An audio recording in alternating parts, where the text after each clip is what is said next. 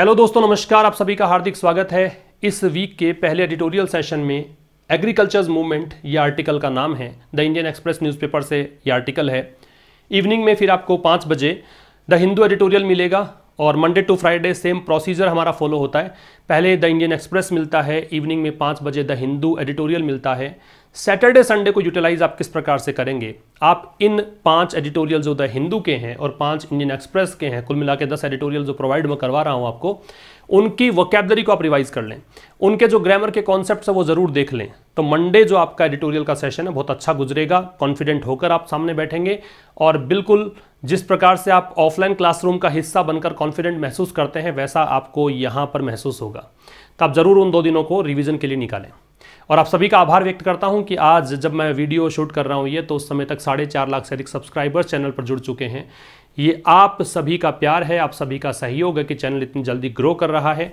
और ये सहयोग यूं ही बनाए रखें। जो भी सेशन आप देखते हैं उसको मैक्सिमम आप शेयर करते जाएं ताकि और विद्यार्थी जुड़ें और बेहतर मैं करने के लिए प्रेरित रहूं।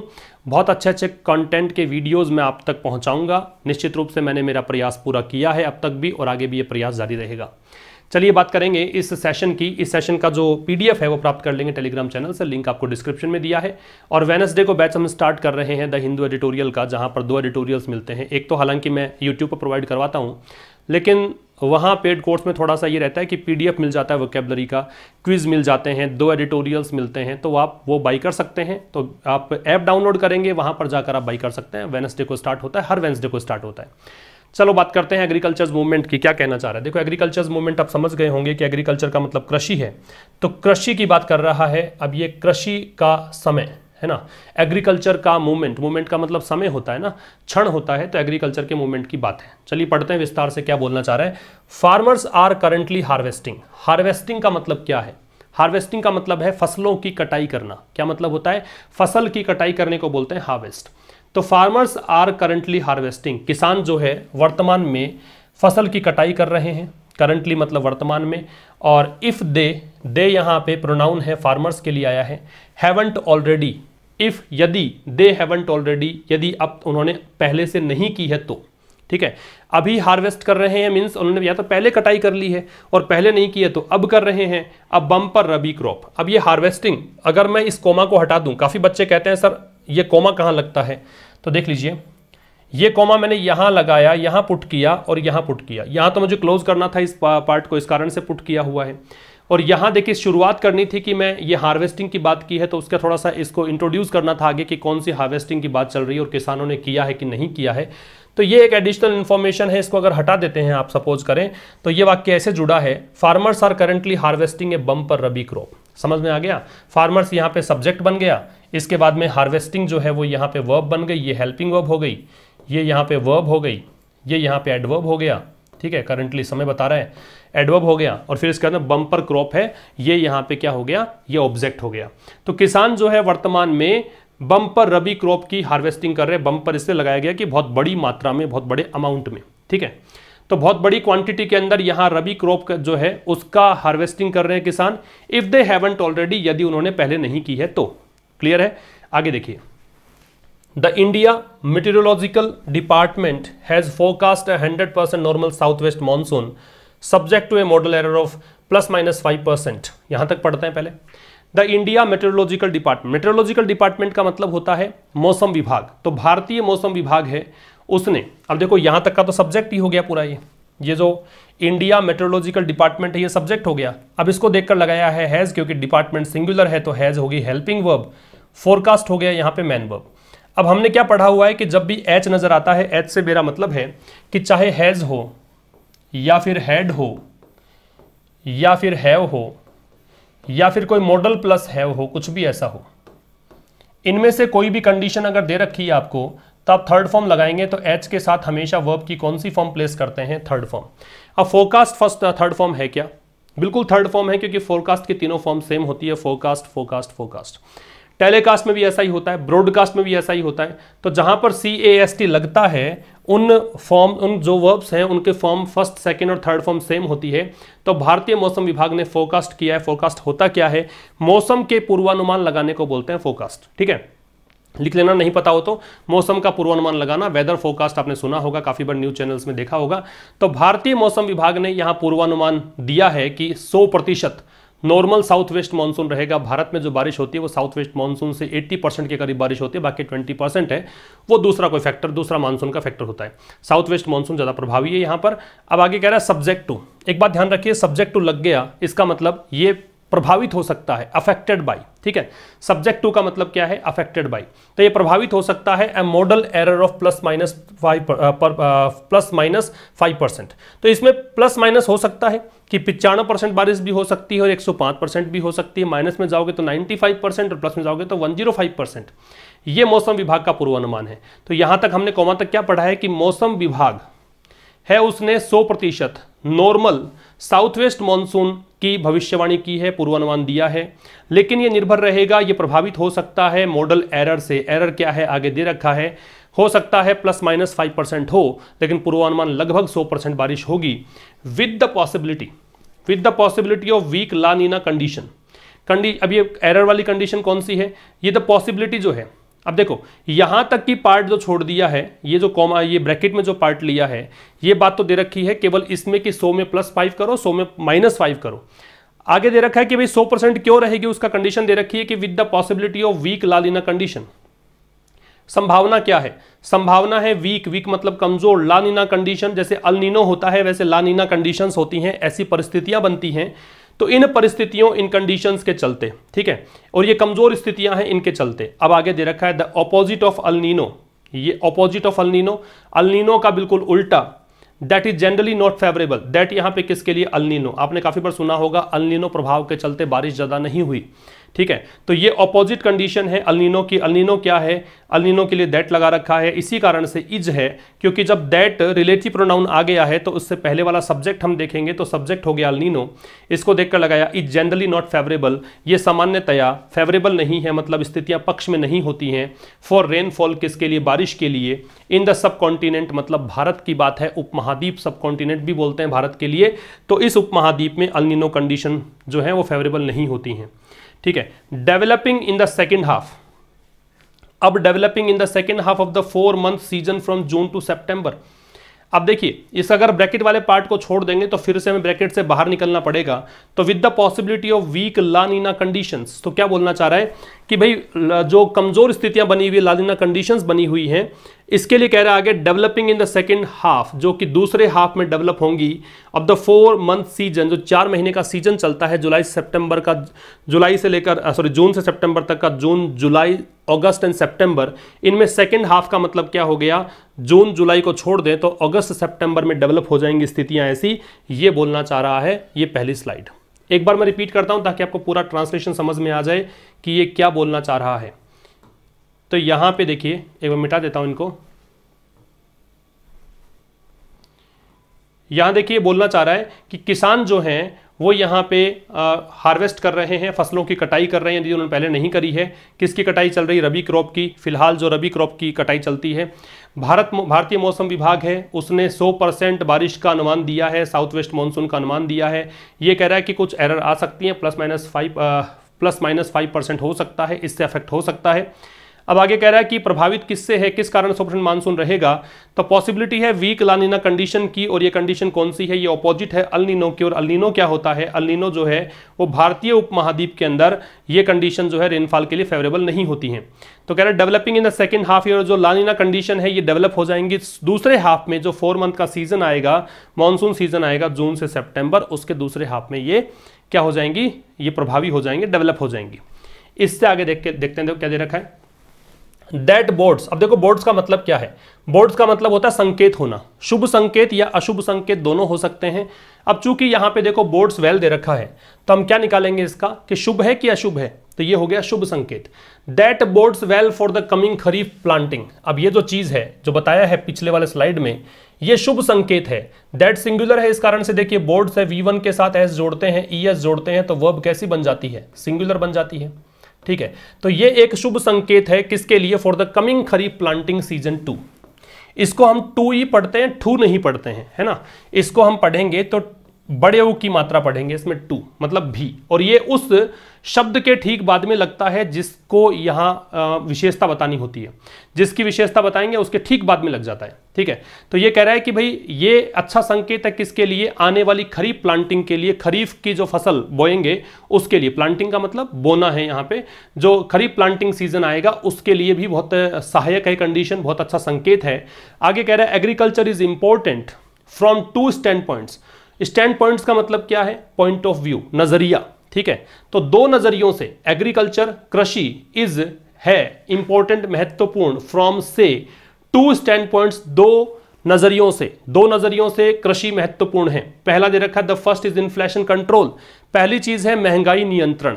इन्फ्लेशन का मतलब होता है महंगाई, डिफ्लेशन है महंगाई का उल्टा होता है।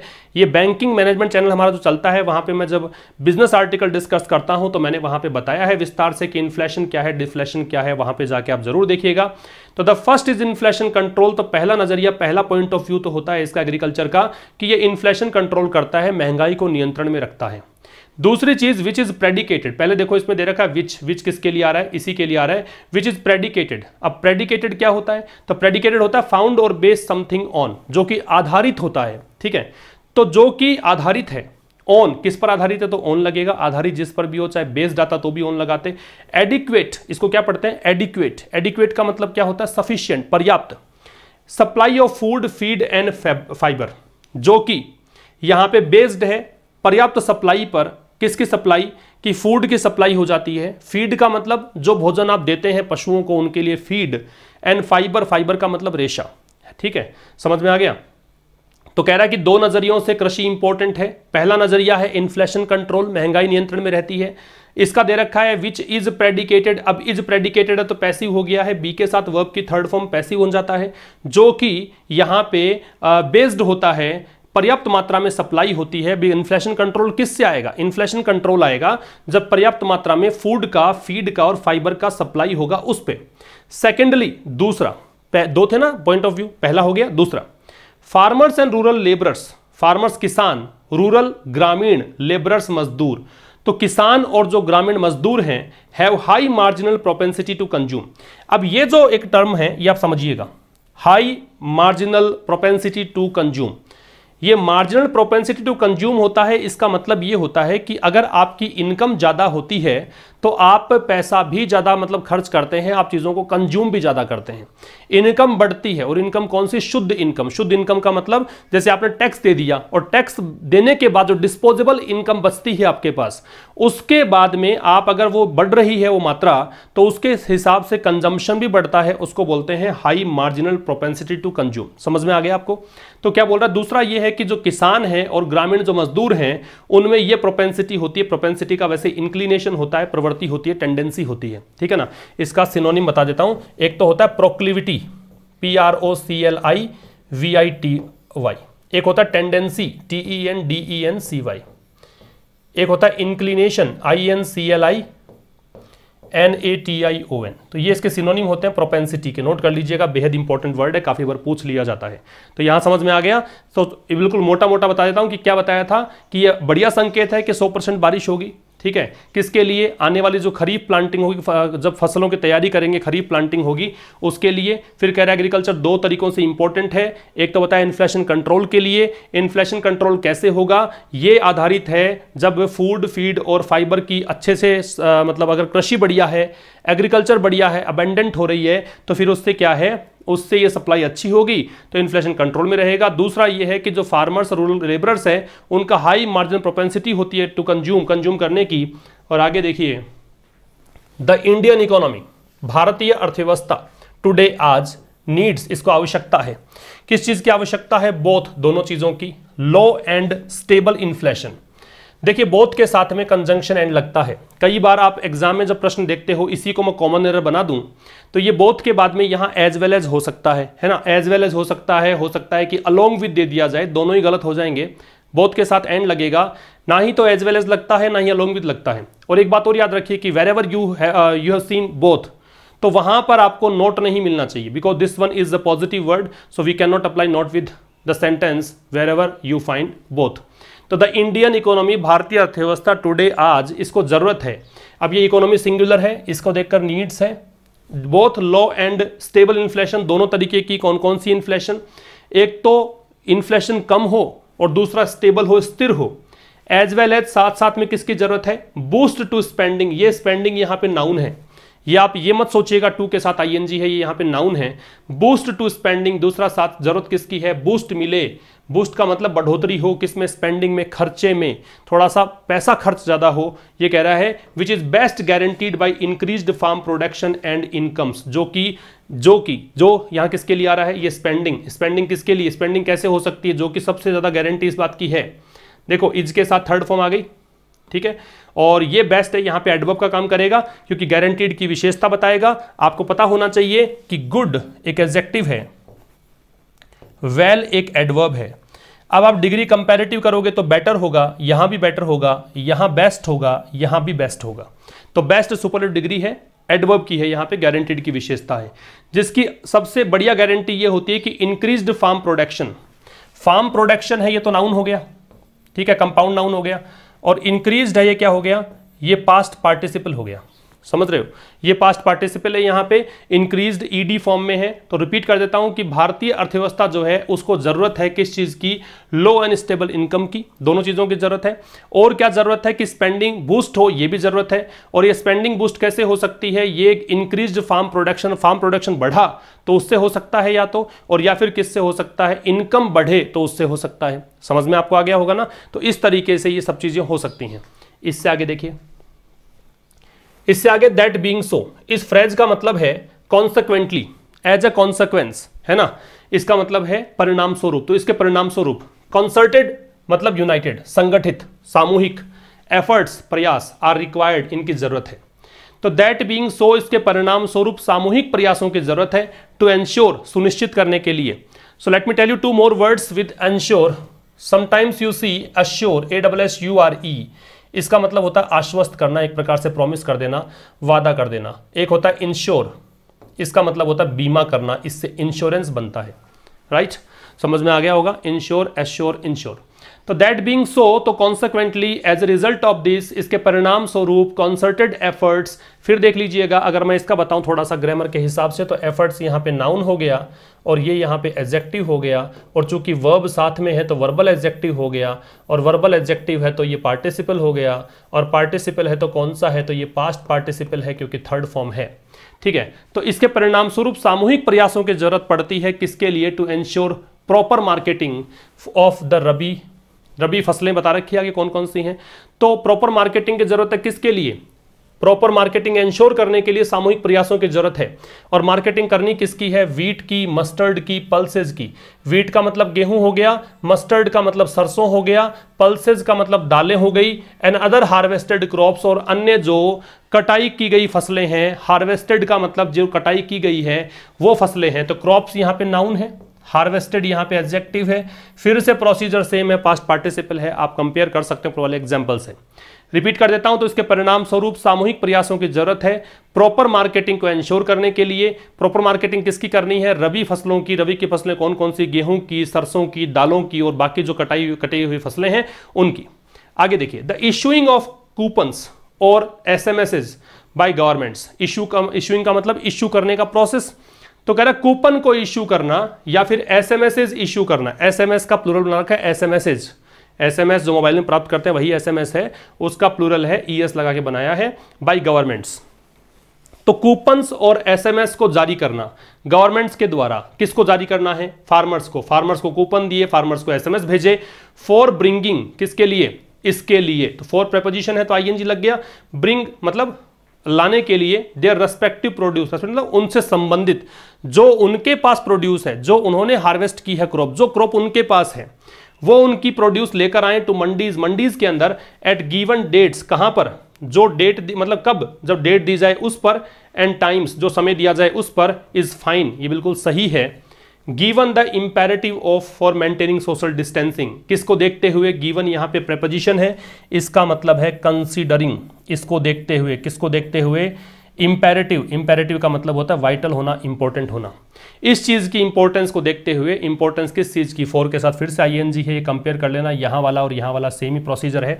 सोशल डिस्टेंसिंग, सोशल डिस्टेंसिंग को मेंटेन करने के लिए एसएमएस मिलेगा, उस टाइम उस डेट को जाना होगा। ऐसा नहीं है कि भीड़ लगा के वहां पे बैठ के सोशल डिस्टेंसिंग को भी मेंटेन करना है। रिपीट कर देता हूं, तो इसके परिणाम स्वरूप सामूहिक प्रयासों की जरूरत है। किसके लिए?